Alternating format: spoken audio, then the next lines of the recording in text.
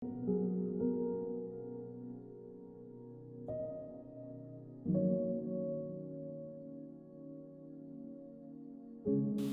pasal yang ke-7 ayat yang ke-13 sampai ayat yang ke-27. Yang sudah ketemu katakan aha. Oke. Ya, saya akan membacakannya. Masuklah melalui pintu yang sesak itu, karena lebarlah pintu dan luaslah jalan yang menuju kepada kebinasaan, dan banyak orang yang masuk melaluinya. Karena sesaklah pintu dan sempitlah jalan yang menuju kepada kehidupan, dan sedikit orang yang mendapatinya.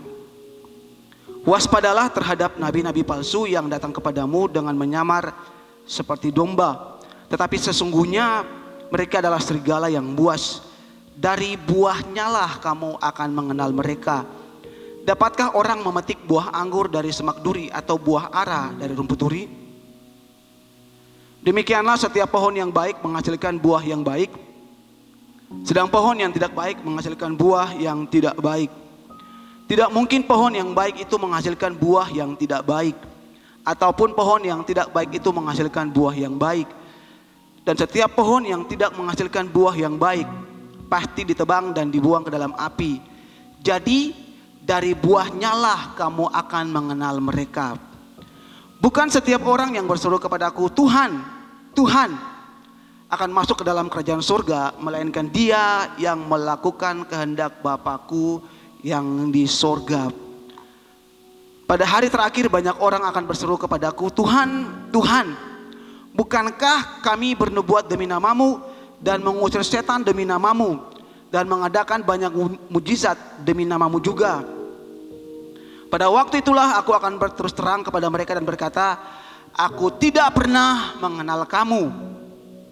Enyahlah daripadaku, kamu sekalian pembuat kejahatan. Setiap orang yang mendengar perkataanku ini dan melakukannya, ia sama dengan orang yang bijaksana yang mendirikan rumahnya di atas batu, upon the rock. Kemudian turunlah hujan dan datanglah banjir, lalu angin melanda rumah itu, tetapi rumah itu tidak rubuh sebab didirikan di atas batu, upon the rock. Tetapi setiap orang yang mendengar perkataanku ini dan tidak melakukannya, ia sama dengan orang yang bodoh yang mendirikan rumahnya di atas pasir. Kemudian turunlah hujan dan datanglah banjir, lalu angin melanda rumah itu sehingga rubuhlah rumah itu dan hebatlah kerusakannya. Yang percaya katakan amin. Boleh bilang buat orang di kiri kanan malam hari ini, Anda pasti diberkati. Firman Tuhan saya berikan judul The Gospel Christian, orang Kristen Alkitabiah.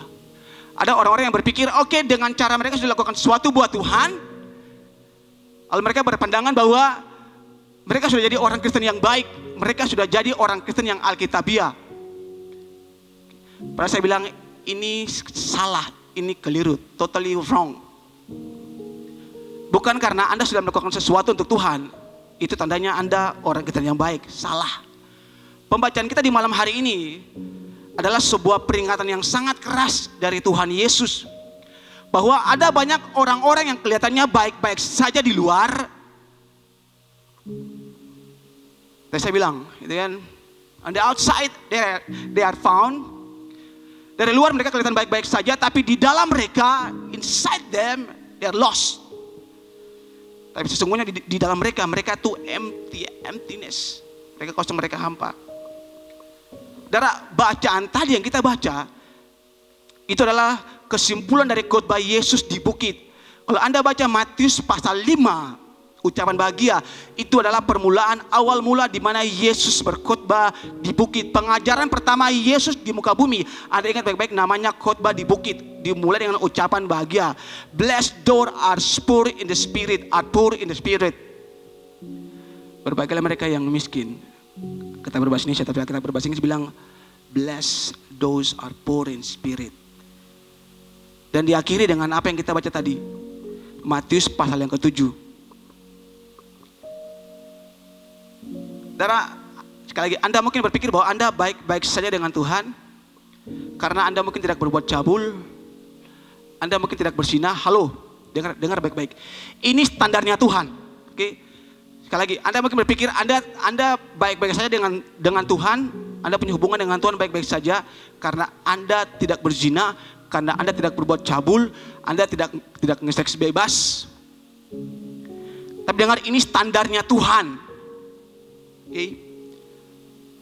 Contoh nih, Anda ngelihat satu orang dan Anda mengingininya di dalam hati Anda sudah berbuat cabul. Anda sudah berdosa. Ini standarnya Tuhan. Sekali lagi, ini standarnya Tuhan. Standarnya Tuhan. Dengar baik-baik, standarnya Tuhan. Bukan hanya soal tindakan yang benar, tapi sikap hati yang benar. Itu standarnya Tuhan. Amin. Bukan cuma soal tindakan Anda benar, tapi hati Anda juga harus benar. Dan ini warning bagi kita di malam hari ini. Tuhan ingin kita peka. Apakah kita ini benar-benar the gospel Christian or the counterfeit Christian? Apakah kita ini benar-benar orang Kristen Alkitabiah ataukah kita ini orang Kristen palsu? Dan malam hari ini lihat firman Tuhan yang saya sampaikan, sama-sama yuk kita menguji diri kita. Karena lewat pandangan yang Yesus kasih, lewat perbandingan yang Yesus berikan, lewat ayat bacaan tadi, kita akan melihat gambaran jelas manakah orang Kristen palsu, the counterfeit Christian, dan mana the gospel Christian. Mana orang Kristen yang sejati, mana orang Kristen yang Alkitabiah. Kita lihat Matius 7 ayat 13 sampai 14. Masuklah melalui pintu yang sesak itu, karena lebarlah pintu dan luaslah jalan yang menuju kepada kebinasaan, dan banyak orang yang masuk melaluinya. Ayat 14, karena sesaklah pintu dan sempitlah jalan yang menuju kepada kehidupan, dan sedikit orang yang mendapatinya. Guys, ini gambaran yang pertama yang Yesus mau kasih untuk kita, untuk menunjukkan bagi kita siapa orang Kristen palsu dan siapa orang Kristen yang benar-benar Alkitabiah. Nah, ada dua jalan yang berbeda kata Alkitab. Satu jalan yang mudah, jalan yang lebar, yang kata Alkitab banyak orang melaluinya, jelas gitu, gampang, enak, lihat lebar.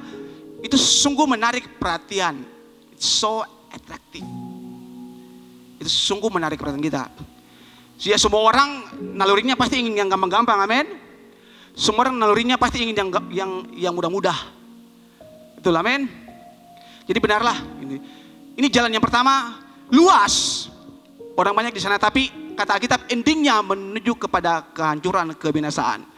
Dan jalan yang kedua, Alkitab bilang bahwa adalah jalan yang sempit, jalan yang susah, dan di situ tidak banyak orang yang melaluinya. Tapi akhir dari jalan ini, ujung dari jalan ini membawa orang kepada kebahagiaan,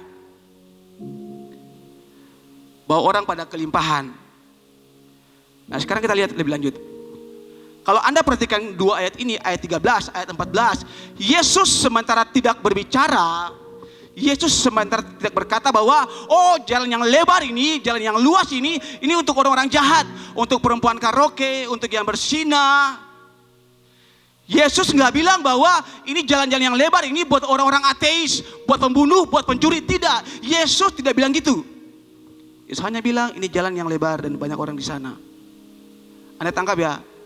Tangkap ya? Oke. Saya ingin Anda serius dengan firman Tuhan. Dengar baik. Ini waktu sudah nggak ada bagi kita anak muda untuk kita main-main sama Tuhan. Saya ingatkan sekali lagi, serius. Oke, sekali lagi. Ini jalan yang pertama, yang lebar.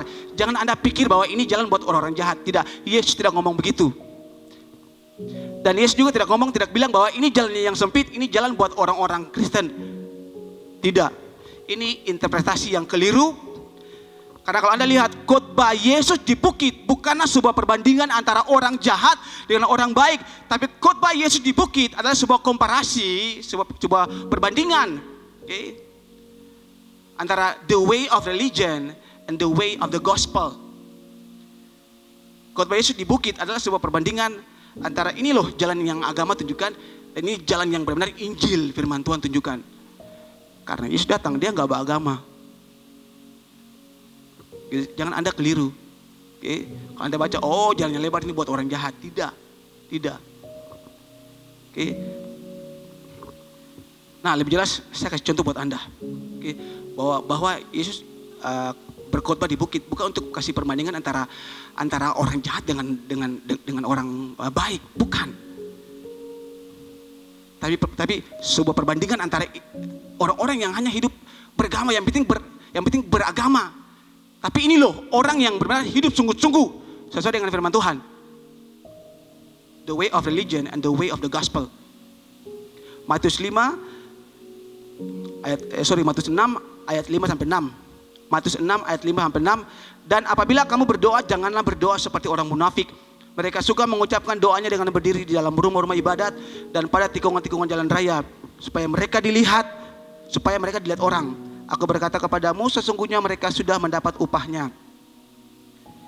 Tetapi jika engkau berdoa, masuklah ke dalam kamarmu, tutuplah pintu dan berdoalah kepada Bapamu yang ada di tempat tersembunyi. Maka Bapamu yang melihat yang tersembunyi akan membalasnya kepadamu. Ini bukan mengenai siapa yang berdoa dan siapa yang tidak berdoa. Mereka berdoa sama-sama berdoa. Betul? Sekali lagi, ini bukan masalah, oh yang ini tidak berdoa, yang ini berdoa. Tidak, mereka berdoa sama-sama berdoa. Tapi mereka dua-duanya berdoa dengan tujuan yang berbeda. Yang satu berdoa dengan tujuan supaya dilihat orang, yang satu berdoa dengan tujuan supaya dilihat Tuhan. Gampang bagi Anda, gampang bagi kita untuk melihat bagaimana ini siapa sih yang berdoa, siapa sih yang gak berdoa. Itu gampang. Tapi dalam kasus ini saudara lihat, dua-duanya sama-sama berdoa. Jadi sepertinya Yesus ingin tanyakan buat kita semua di malam hari ini, why do you pray? Why do you come to church? Why do you serve me? Mengapa kamu berdoa? Mengapa kamu ke gereja? Mengapa kamu ke ibadah youth? Mengapa kamu melayani? Mereka sama-sama berdoa loh. Tapi tujuan mereka berdoa itu berbeda. Alasan mereka berdoa itu berbeda. Why do you come to church? Why do you come to youth service? Why do you serve as usher? Itu yang Yesus tanyakan buat kita di malam hari ini. Tujuanmu apa? Motivasimu apa? Ya kan? Sama-sama berdoa, sama-sama ke gereja. Kelihatan mereka berdua mentaati perintah Tuhan. Tapi tujuan dari mereka berdua itu sungguh-sungguh berbeda. Dan fakta yang sangat mengejutkan adalah ada banyak orang yang ke gereja dengan tujuan yang salah. Ada banyak orang-orang yang datang ke gereja mencari sesuatu di samping Tuhan. Jadi seperti Tuhan itu hanyalah sesuatu yang bisa memberikan apa yang mereka mau. Ini orang-orang yang datang ke gereja karena mereka berpikir bahwa Tuhan bisa kasih apa yang mereka mau. Jadi ketika apa yang mereka mau tidak dikasih sama Tuhan, mereka ngambil sama Tuhan, mempertanyakan Tuhan. Lalu akhirnya meninggalkan Tuhan. Kalau Anda ingat khotbah saya bulan kemarin tentang Sadrak, Mesak, Abednego. Dari iman Kristen yang benar itu iman mutlak untuk Tuhan. Bukan pada apa yang bisa Tuhan lakukan. Jadi kalau Tuhan tidak lakukan itu bagi kita, lalu kita nggak percaya Tuhan, tidak. Kalau Anda ingat, saya bilang iman Kristen adalah iman sekalipun tidak. Jadi kalaupun Tuhan tidak kasih buat kita tadi ke Tuhan.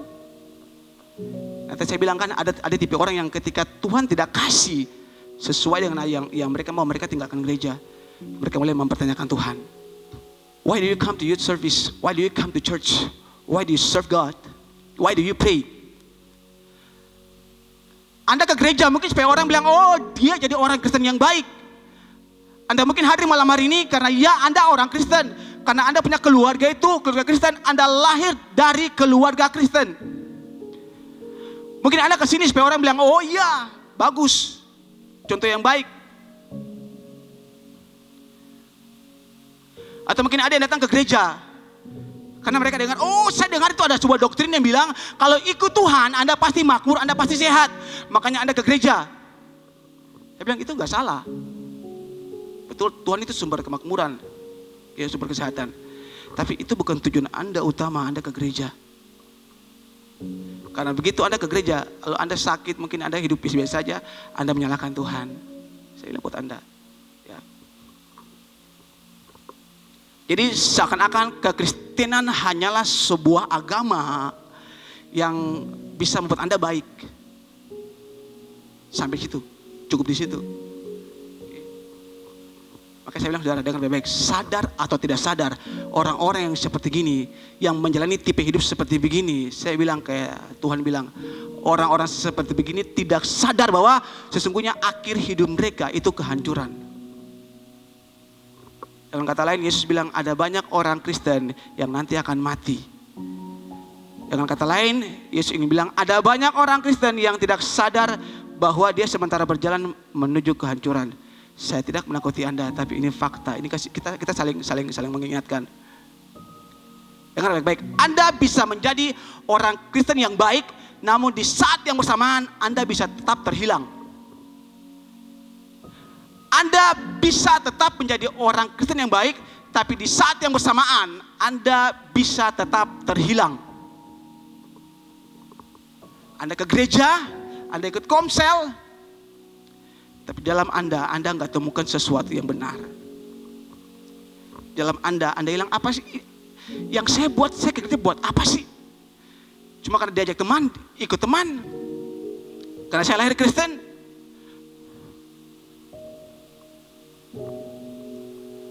Outside you are found, but inside you are lost.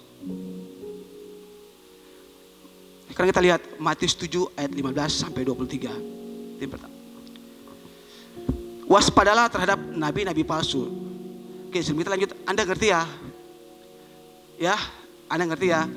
Jalan yang lebar, jalan yang sempit, easy, hard. Oke. Nah, sekarang kita lihat yang berikut. Oke, sekarang kita lihat yang berikut. Mungkin kalau saya bilang ini mungkin gift and fruits. Ayat 15, waspadalah terhadap nabi-nabi palsu yang datang kepadamu dengan menyamar seperti domba. Tetapi sesungguhnya mereka adalah serigala yang buas. Dari buahnya lah kamu akan mengenal mereka. Dapatkah orang memetik buah anggur dari semak duri atau buah ara dari rumput duri? Demikianlah setiap pohon yang baik menghasilkan buah yang baik, sedang pohon yang tidak baik menghasilkan buah yang tidak baik. Tidak mungkin pohon yang baik itu menghasilkan buah yang tidak baik, ataupun pohon yang tidak baik itu menghasilkan buah yang baik. Dan setiap pohon yang tidak menghasilkan buah yang baik pasti ditebang dan dibuang ke dalam api. Jadi dari buahnya lah kamu akan mengenal mereka. Bukan setiap orang yang berseru kepadaku, Tuhan, Tuhan, akan masuk ke dalam kerajaan surga, melainkan dia yang melakukan kehendak Bapakku yang di surga. Pada hari terakhir banyak orang akan berseru kepadaku, Tuhan, Tuhan, bukankah kami bernubuat demi namamu dan mengusir setan demi namamu dan mengadakan banyak mujizat demi namamu juga? Ini orang-orang lihat loh, ngusir setan loh. Pada waktu itulah aku akan berterus terang kepada mereka dan berkata, aku tidak pernah mengenal kamu, enyahlah daripadaku, kamu sekalian pembuat kejahatan. Yang bikin jahat nih yang mana yang Tuhan bilang? Yang tadi kata Alkitab mengusir setan. Berdoa mujizat jadi. Tumpang tangan orang tumbang. Ngeliat di sini orang nangis. Ini yang Tuhan bilang, enyahlah daripadaku, hai kamu pembuat kejahatan. Nah, mungkin bingung, nanti kita lihat. Ya, karena waktu saya baca ini dan saya renungkan, dari ini masa-masa di mana saya benar-benar mengintrospeksi saya punya diri, serius benar-benar. Jadi kami sharing juga, kami ngomong banyak hal yang benar-benar juga mengisi saya. Kalau Anda ingat mengawali kita punya ibadah youth, saya ngomong soal Nabi Yesaya. Saudara, itu benar-benar menampar saya. Ini nabi yang menyuarakan suara Tuhan tanpa mempertimbangkan apapun. Dia nggak peduli orang mau aplaus buat dia atau tidak. Dia nggak peduli orang bilang gini, pastor terima kasih khotbahmu luar biasa. Dia tidak peduli dengan itu. Yang penting firman Tuhan disampaikan. Dan mungkin pertanyaan yang sama yang Tuhan bilang buat saya, Ewin, why do you preach? Ewin, why do you teach? Ya karena banyak orang, ya they preach for their acceptance maybe. Mereka berkhotbah supaya, oh ya orang menerima mereka sebagai, Saudara, Tuhan bilang begini loh, ada orang-orang di dalam gereja dari luar. Mereka itu seperti domba. Tuhan ngomong soal nabi-nabi palsu, orang-orang yang cakap mengajar. Tapi di dalam mereka, sesungguhnya hidup mereka tuh, kata kita, it's like ravenous wolves, segala yang rakus, sangat rakus. Dari itu Yesus ngomong soal nabi-nabi palsu. Nah sekarang kita lihat, tapi Yesus menerapkan ini bukan hanya menunjuk kepada nabi-nabi palsu, tapi Yesus juga menunjuk pada banyak orang Kristen. Karena ternyata ada banyak orang Kristen palsu. Bukan cuma nabi palsu, tapi juga ada banyak orang Kristen palsu. Tapi bagaimana Anda membedakannya? Karena memang ini juga agak-agak sulit. Nah sekarang kita lihat deskripsi orang Kristen palsu. Lihat, pertama mereka ini memanggil Tuhan. Mereka menyebut Yesus sebagai Tuhan, Lord. Oke. Dan lihat baik, supaya saudara gampang membedakan. Oke. Karena pikir sulit, mana sih? Tapi dia kok rajin ke gereja, nyanyi mantap, orang nangis kalau dia WL gitu, ya kan? Waktu dia khotbah orang semua alat masuk gitu, ya. Ini sulit gitu. Ada lihat baik. Yang pertama, ini orang Kristen yang panggil Yesus Lord, semua katakan Lord. Oke. Nah, Lord itu kalau dalam bahasa Yunani Kyrios, Kyrios. Oke. Nah, ini seperti apa ya? Seperti Yahweh. Seperti Yahweh Ibrani gitu. Artinya ini orang-orang yang mereka sungguh-sungguh mengenal Tuhan. Mereka punya hubungan dengan Tuhan. Ini orang-orang yang saya bilang tidak beragama sembarangan. Ini orang-orang yang menurut saya mereka memiliki doktrin yang baik. Diajar dengan benar. Mereka juga mampu untuk menginjili orang lain. Mereka juga mampu untuk mengkonseling orang lain. Mereka mampu untuk mengajar orang lain. Ini orang-orang yang panggil Lord. Yang bilang Yesus Lord, yang bilang Yesus Tuhan.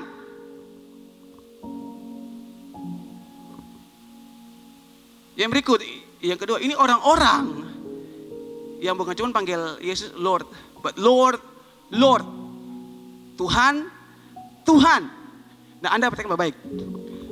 Untuk orang Yahudi, ketika satu kata diulangi 2 kali, okay, itu berarti misalnya ada panggil sayang, sayang gitu. Atau mungkin misalnya saya panggil istri saya C. Ini kan saya panggil dia C gitu. Kalau C kan C panjang gitu kan, kasar. C aja C. Oke sih. Kalau buat orang Yahudi, satu nama dipanggil diulang 2 kali, itu berarti bahwa mereka punya hubungan sangat dekat, kedekatan secara emosional. Mereka sangat mengasihi, saling mencintai. Jadi kalau ini orang panggil Yesus Lord, Lord, Anda tangkap ya, berarti ini orang, mereka juga mengasihi Tuhan. Punya hubungan emosional. Mereka sangat mengasihi Tuhan. Mereka sangat mengasihi Tuhan. Dan lihat ya, yang pertama tadi, mereka tahu tentang Tuhan, mereka kenal Tuhan, mereka tahu, mereka bisa mengajar orang, mereka tidak beragama dengan sembarangan, punya doktrin yang baik. Yang kedua, mereka punya hubungan yang dekat dengan Tuhan. Mereka mengasihi Tuhan, gitu, ya kan? Nah, yang ketiga, kita lihat ya karakteristiknya. Yang ketiga, orang seperti ini juga, kita lihat memiliki karunia karismatik. Mereka punya karunia karismatik. Mereka bernubuat dalam nama Yesus. Mereka melakukan mujizat dalam nama Yesus. Kalau Anda baca, yang tadi saya bilang, mereka tumpang tangan buat orang rebah. Boom. Mereka boleh buat orang sakit sembuh. Mereka nyanyi di sini, orang semua kelepak-kelepak di sana. Dan orang-orang seperti gini, kalau Anda taruh dia dengan satu orang yang lagi kerasukan setan dalam ruangan, siapa yang keluar? Setan yang keluar. Kita bilang mereka mau ngusir setan.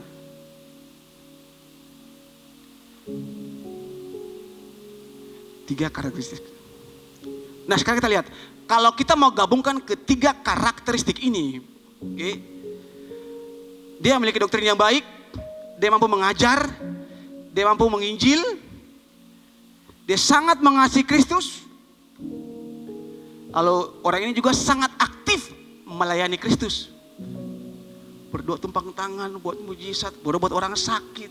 Ya kan? Kalau kita gabungkan ketiga karakteristik ini, mampu mengajar, menginjili orang, mengkonseling orang, punya doktrin yang baik, sangat mengasihi Tuhan, lalu punya karunia karismatik. Kalau kita gabungkan ketiga karakteristik ini, menurut Anda menunjuk pada siapa? Menunjuk pada pastor Anda, pendeta Anda. Tapi Anda lihat orang seperti gini, Yesus bisa bilang jadi orang Kristen palsu. Orang seperti gini, Yesus bilang, I never knew you. Depart from me, you are the evil worker. You are the worker of lawlessness. Yesus bisa bilang seperti itu. Anda pasti kaget. Dengarkan baik-baik. Oke. Sangatlah mungkin bagi Anda melakukan pekerjaan Tuhan, tapi bukanlah kehendak Tuhan. It is possible, extremely possible, to do the work of God and not the will of God. Sangat mungkin Anda melayani Tuhan. Anda sound engineer, Anda worship leader, Anda main musik, Anda ushers. Okay? It seems like me. Tapi pada saat yang bersamaan, Anda tidak melakukan kehendak Tuhan. Tadi kami sharing, kami ngomong soal Daud. Biasa pergantian tahun itu para raja-raja keluar untuk berperang. Okay? Dan waktu itu Daud menyuruh Yoab yang keluar berperang. Kata kita Daud tinggal di rumah. Ini awal Daud jatuh dengan Batsheba. Adalah kehendak Tuhan untuk memerangi orang-orang yang menyembah berhala. Itu perintah Tuhan. Memerangi orang-orang yang menyembah berhala. Oke, Bani Amon, Bani Moab, orang Amalek, itu perintah Tuhan. Oke. Nah, Daud harusnya pergantian tahun dia memimpin orang-orang Israel, Yoab dengan pasukan berperang orang Israel untuk memerangi orang-orang ini. Tapi Alkitab bilang pergantian tahun, on the springs, waktu musim semi. Tahu musim semi kan, wah bunga-bunga bermekaran, ya di Jepang kan bunga-bunga sakura, mantap, ya kan? Dia tuh kata kita dia diam di rumah, dia nggak berperang. Mungkin waktu musim salju dia diam di rumah terlalu lama. Musim Covid kan lama di rumah, nggak bikin apa-apa. Jadi waktu udah selesai musim salju, musim semi, harusnya dia maju berperang. Kata kita dia tinggal diam di rumah. Lalu dia bilang, Yoab, perintah Tuhan kita harus memerangi orang-orang itu. Kamulah pergi berperang. Mungkin dalam hatinya Daud, dia bilang gini, kan saya melakukan perintah Tuhan. Kan saya suruh Yoab pergi berperang. Perang itu orang Amon, orang Moab, orang Amalek. Kan saya suruh dia berperang. Saya melakukan perintah Tuhan. Tapi itu bukan kehendak Tuhan. Yang Tuhan mau, Daud, kamu yang pimpin mereka. Anda tangkap ya. Dia pikir dia melakukan kehendak Tuhan. Dia pikir dia melakukan pekerjaan Tuhan, itu sudah oke. Tapi ternyata itu bukan kehendak Tuhan. Tuhan mau, Tuhan ingin dia yang pergi berperang. Dan awal dari situlah Daud jatuh. Karena ini warning buat semua kita. Anda di sini yang pelayan-pelayan Tuhan khususnya, ini warning buat Anda semua. Semua kita. Anda pikir Anda melakukan pekerjaan Tuhan, tapi belum tentu itu kehendak Tuhan. Be careful. Anda hati-hati. Sangat mungkin bagi Anda melakukan pekerjaan Tuhan, namun bukan kehendak Tuhan. Sangat mungkin untuk Anda melakukan pekerjaan-pekerjaan besar dalam nama Yesus, namun sesungguhnya Anda tidak mengenali Yesus. Dengar, hanya karena seseorang sangat berkarunia, tidak berarti orang itu adalah seorang Kristen sejati. Dengar baik-baik sekali lagi, hanya karena seseorang sangat berkarunia, tidak berarti orang itu adalah orang Kristen sejati. Jangan Anda tertipu karena dia bisa berbahasa roh. Anda pikir, wah ini orang Kristennya luar biasa. Jangan tertipu. Sekali lagi, hanya karena seseorang sangat berkarunia, tidak berarti bahwa orang itu adalah orang Kristen sejati. Dan sekali lagi, ini warning buat semua kita, termasuk saya. Saudara, Alkitab sementara berbicara untuk semua pelayan-pelayan Tuhan. Saya kata, saya tidak peduli Anda hamba Tuhan, Anda worship leader, Anda singer, Anda pemusik, Anda acara kolektan, Anda shout, Anda ada di multimedia. Tuhan ngomong buat Anda khusus para pelayan. Anda percaya Injil, Anda sudah dibaptis, baptisan roh juga. Dan saya bilang Anda nangis waktu penyembahan, dengar khotbah, Anda bertobat, Anda melayani Tuhan. Tapi tragisnya, pada endingnya Tuhan vonis Anda, who are you? Who are you? I never knew you. Anda siapa? Aku tidak mengenal Anda. Kalau Anda bilang, Tuhan kan saya ini, Tuhan kan saya sound engineer Tuhan, Tuhan kan saya worship leader Tuhan, Tuhan kan saya khotbah Tuhan. Dan saya pakai hidup saya. Saya hamba Tuhan full timer dan itu artinya bahwa saya menghabiskan begitu banyak waktu untuk melayani pekerjaan Tuhan. Dalam minggu ini contoh ya, dalam minggu ini saja saya harus khotbah 3 kali. Malam ini di youth, besok ibadah raya, Selasa di Komsel. Itu artinya bahwa saya akan butuh begitu banyak waktu untuk baca firman Tuhan, untuk meditasi, untuk baca artikel, baca banyak komentar-komentar. Artinya saya punya intensitas melakukan pekerjaan Tuhan itu jauh lebih tinggi dari Anda, betul? Lihat. Dan mungkin Anda berpikir ini hal yang sangat baik. Mungkin Anda lihat saya, Anda bilang, wah, that's my pastor. Wah, luar biasa. Pastor, I'm so proud of you. Tapi Anda tahu bahwa adalah sangat mungkin bahwa untuk saya mendapat pengakuan Anda adalah sangat mungkin bagi saya untuk mendapatkan tepuk tangan Anda, tapi adalah sangat mungkin pada waktu yang bersamaan Tuhan tidak mengenal saya. Padahal menurut Anda saya sudah sangat luar biasa buat Tuhan. Adalah sangat mungkin bagi Tuhan juga ngomong buat saya, I never knew you. Depart from me, you are the worker of lawlessness. You are the evil worker. Mungkin bagi Tuhan ngomong begitu buat saya. Mungkin saya berkhotbah, saya lakukan apa saya buat Tuhan. Tapi mungkin bagi saya mungkin bisa jadi saya lakukan itu untuk mencari ketenaran nama saya lewat pelayanan. Itu mungkin. Dan kalau itu mungkin bagi saya, mungkin juga bagi Anda. Supaya saya terlihat sebagai seorang pastor yang baik, sebagai pastor yang bertanggung jawab, saya bisa terlihat sangat berkarunia dari luar, tapi dari dalam saya kosong, sangat mungkin. Dan ini sangat berbahaya, teman-teman. Dan saya ngomong gini, saya ngomong pertama buat saya, makanya saya pakai contoh hidup saya. Jadi jangan Anda berpikir bahwa karena Anda sudah melakukan sesuatu yang baik untuk Tuhan, maka Anda adalah orang Kristen yang Alkitabiah. Belum tentu. Orang jahat pun bisa menyumbang ke gereja. Perampok pun, penipu, pencuri pun bisa ke gereja kasih persepuluhan. Bisa nggak? Bisa nggak? Bisa, nggak ada yang tahu. Lagi, bukan karena Anda sudah melakukan sesuatu yang baik dengan Tuhan, berarti Anda dibilang orang Kristen yang Alkitabiah. Justru orang seperti ini yang Tuhan hardik. Ingat, oke? Jadi bagaimana membedakan orang Kristen yang Alkitabiah dengan orang Kristen palsu? Jawabannya, look at the fruits, not the gift. Gift are what you do, but fruits are what you are. Karunia itu adalah apa yang Anda lakukan. Tapi buah itu adalah Anda yang sesungguhnya, Anda yang sebenarnya. Ya, untuk bedakan orang seperti gini, lihat buahnya. Karena kalau buah baik, berarti pohon baik. Oke?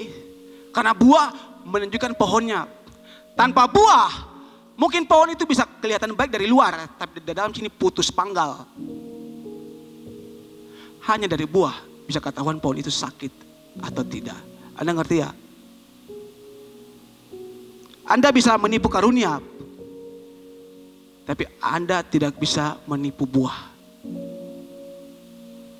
Anda bisa di sini berbahasa roh, tapi di luar Anda punya buah dengan orang tua Anda. 0.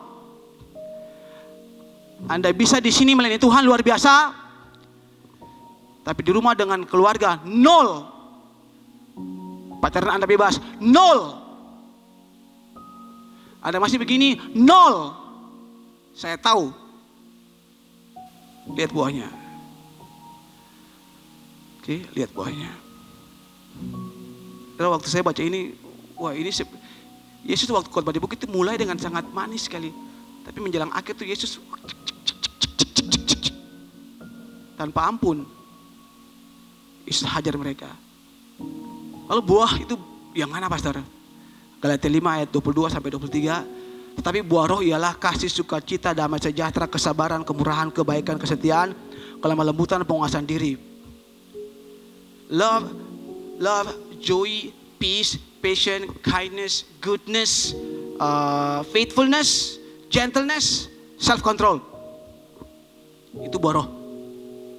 Jangan lihat karunia-Nya, lihat buahnya. Oke. Karena ujian kekristenan yang sesungguhnya bukanlah seberapa berkarunia-Nya Anda, tapi seberapa banyak buah yang Anda hasilkan. Berarti ya boleh bilang buat orang kiri kanan, buah bukan karunia. Saya ngomong buat saya juga. Yang paling terakhir, Matius 7 ayat 24 sampai 27. Setiap orang yang mendengar perkataanku ini dan melakukannya, ia sama dengan orang yang bijaksana, ia mendirikan rumahnya di atas batu. Kemudian turunlah hujan dan datanglah banjir, lalu angin melanda rumah itu. Tetapi rumah itu tidak rubuh sebab didirikan di atas batu. Tetapi setiap orang yang mendengar perkataanku ini dan tidak melakukannya, ia sama dengan orang yang bodoh yang mendirikan rumahnya di atas pasir. Kemudian turunlah hujan dan datanglah banjir, lalu angin melanda rumah itu sehingga rubuhlah rumah itu dan hebatlah kerusakannya. Pada perumpamaan yang terakhir, Yesus juga menunjukkan poin yang sama. Ada 2 orang yang membangun rumah. Dari luar sama-sama membangun rumah, materialnya sama. Beli batako dari tempat yang sama, pesan pasir dari tempat yang sama, pakai semen yang mereknya sama, pakai besi yang ukurannya sama. Tapi yang membedakan mereka berdua adalah pondasi. Semua katakan pondasi. Perbedaannya bukan pada apa yang nampak, tapi pada apa yang tidak nampak. The things unseen. Dari luar sama-sama bangun rumah, ya kan? Yang satunya kata kita bangun di atas pasir, yang satunya bangun di atas batu karang. Saya yakin yang bangun di atas pasir maupun batu karang, saya yakin bahwa mereka berdua tidak pernah berpikir bahwa nanti akan datang badai. Tapi ketika datang badai, kata Alkitab, yang bangun di atas pasir hancur rumahnya. Karena badai pada akhirnya menyingkapkan apa pondasi Anda. Ingat baik-baik, bukanlah masa-masa yang baik yang akan membuktikan apakah Anda orang Kristen sejati ataukah tidak. Tapi masa-masa yang buruk, masa-masa yang sulitlah yang akan membuktikan Anda ini orang Kristen sejati atau palsu. Karena badai pasti akan menyingkapkan apa pondasi Anda. Amin. Pasir atau batu. Tapi Anda mungkin akan membantah. Anda mungkin akan bilang, tapi pastor, pondasi saya adalah firman Tuhan. Saya tahu firman Tuhan, saya percaya firman Tuhan. Halo, dengar, percayalah. Oke, dengar baik-baik. Oke. Yang saya tanyakan di sini, bukanlah apakah Anda tahu, tetapi apakah Anda hidup dan menunjukkan apa yang Anda tahu itu. Teologia yang baik itu penting. Tapi teologi tidak menyelamatkan Anda. Anda tahu, ya Matius 5 ucapan berbahagia. Tapi apakah Anda hidup melakukannya? Jadi bagaimana kita membangun hidup di atas dasar yang benar? Yang pertama kata Alkitab, Anda harus bangun di atas batu karang.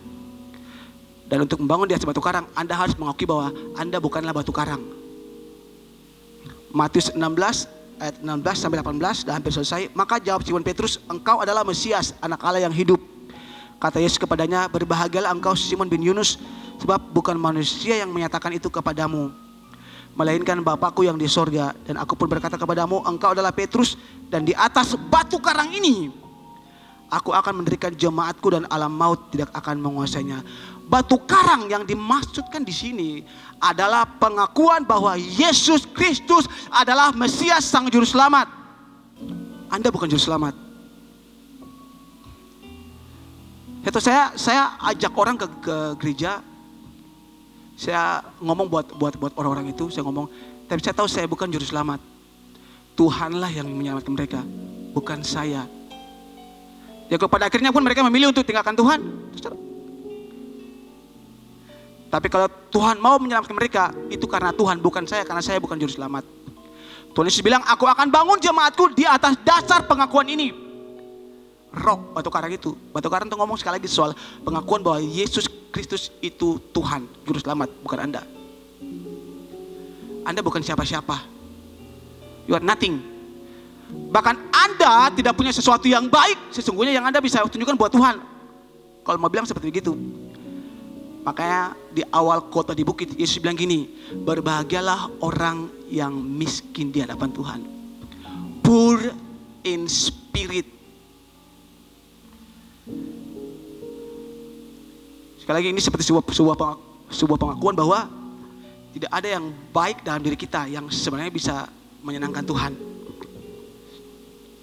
Karena kadang kita bikin itu hanya untuk kemuliaan nama kita. Tadi saya bilang, membangun rumah di atas pengakuan bahwa Yesus adalah Tuhan, artinya kita tidak lagi membutuhkan pengakuan dari orang lain atas identitas kita. Kenapa? Karena Yesus sudah kasih identitas itu bagi kita. Jadi kita nggak perlu pengakuan orang lain buat kita. Kita nggak butuh penerimaan orang lain buat kita karena Yesus sudah terima kita. Jadi Anda nggak perlu show off, perform. Orang akui bahwa dia luar biasa. Bukan Anda mau cari identitas, bukan. Tuhan sudah kasih Anda identitas. Saya ngomong kemarin buat satu anak waktu saya di pribadi, saya bilang gini, Nyong,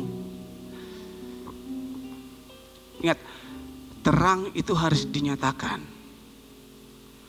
Anda, ingat, Tuhan bilang begini, you are the light of the world. Bukan you will be the light of the world. Tuhan gak bilang Anda akan jadi terang dunia. Tidak, Tuhan bilang you are the light of the world. Anda itu terang dunia. Artinya Anda di mana saja itu terang harus dinyatakan gitu.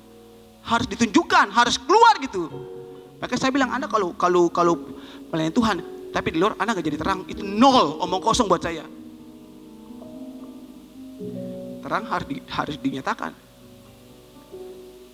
Saya bilang buat dia, oke, Anda di ini, kalau Anda dikasih kepercayaan melayani, saya bilang lakukan dengan sungguh-sungguh. Tinggalkan Anda punya kehidupan lama, tinggalkan Anda punya pergaulan. Jangan takut Anda ditolak, karena saya bilang Tuhan sudah terima Anda. Anda gak butuh penerimaan dari orang lain. Anda gak perlu berbuat seolah-olah seperti gini supaya Anda diterima oleh orang lain. Gak perlu. Dia mati buat Anda supaya Anda diterima. Dia mati buat Anda supaya Anda diakui di hadapan Bapa di sorga. Anda mau cari apa? Gitu. Anda gak butuh identitas dari manusia, karena Tuhan kasih Anda identitas. Itu pondasi Anda taruh pada Tuhan. Gitu. Open the rock. Bahwa dia Yesus, Tuhan, Juru Selamat. Cuma dia. Terus saudara, waktu minggu kemarin waktu saya ngomong soal saya benar-benar, Tuhan. Ya. Saya bilang, oh Tuhan, ini saya luar biasa gitu. Dia nggak peduli orang mau terima dia atau tidak, orang mau tepuk tangan buat dia atau tidak. Dia nggak peduli orang mau angkat, luar biasa pastor. Dia nggak peduli. Dia tahu dia sudah terima semuanya dari Tuhan ketika dia ketemu dengan Tuhan. Maka sampai mati dimasukkan dalam selongsong kayu, dipotong bagi dua. Sampai mati dilakukan itu buat Tuhan. Dia nggak cari pengakuan, dia nggak cari aplaus dari orang, tidak. Dari itu benar-benar menampar saya dan benar mengingatkan saya, bahwa Ewin, kamu cuma debu, tapi karena saya, kenapa saya dikasih buat kamu? Kamu yang awalnya debu, sekarang kamu lihat kamu jadi apa. Itu mengingatkan saya setiap saat. Makanya saya bikin apa saja, terus saya khotbah sekarang ini pun, dalam hati saya gini, saya hanya debu. Saya ingin seperti saya, gak perlu cari pujian, gak perlu cari aplaus, karena saya sudah terima semuanya dari Tuhan. Oke? Itu pondasi yang benar.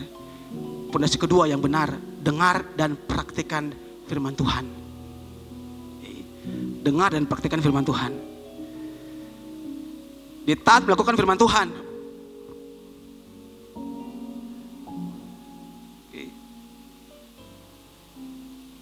Ketaatan Anda melakukan firman Tuhan adalah bukti bahwa Anda membangun di atas pondasi yang benar. Saya tidak bilang bahwa ketaatan bawa Anda pada keselamatan. Saya tidak ngomong seperti itu. Tapi saya ngomong bahwa ketaatan adalah bukti. Ketaatan Anda untuk firman Tuhan adalah bukti bahwa Anda membangun di atas dasar yang benar. Karena membangun pondasi iman bukanlah pekerjaan yang gampang, butuh banyak waktu dan tenaga. Lagi pula tidak terlihat oleh orang pondasi, ya kan? Anda tanyakan orang-orang arsitektur, tanya seorang arsitek, tanya seorang konstruktor, dan mereka akan bilang gini, butuh waktu dan kerja yang amat sangat keras untuk membangun pondasi yang tidak terlihat ketimbang membangun sebuah pencakar langit yang terlihat. Mereka akan ngomong seperti gitu. Pondasi itu paling penting. Tidak perlu cari penerimaan. You are loved. Anda dikasihi Tuhan, Anda dicintai Tuhan. Your acceptance, Anda diterima oleh Tuhan. Gak perlu cari. Itu pondasi. Orang mau apa soal Anda tidak perlu cari. Oke. Tidak terlihat, tapi itu pondasi yang kuat. Gak perlu jadi gedung pencakar langit yang orang lihat orang puji, wah luar biasa. Gak perlu. Di dalam yang paling penting. Masalah ke atas gampang. Amin. Amin. Saudara, semua yang saya sampaikan sejak awal tadi adalah pilihan bagi Anda semua. Pilihlah. Apakah Anda orang Kristen palsu ataukah Anda orang Kristen yang Alkitabiah? Apakah Anda hanya fansnya Yesus ataukah Anda muridnya Yesus? Yang paling akhir kata Yesus, masuklah melalui jalan yang sempit itu, karena jalan itu menuntun Anda pada hidup yang kekal. Saya berdoa supaya kelak ketika semua kita mengakhiri pertandingan iman kita, Yesus tidak berkata, enyah engkau dari sini pembuat kejahatan. Tapi Yesus berkata, marilah, masuklah, dan turutlah dalam kebahagiaan Tuhanmu. Itu yang saya doakan.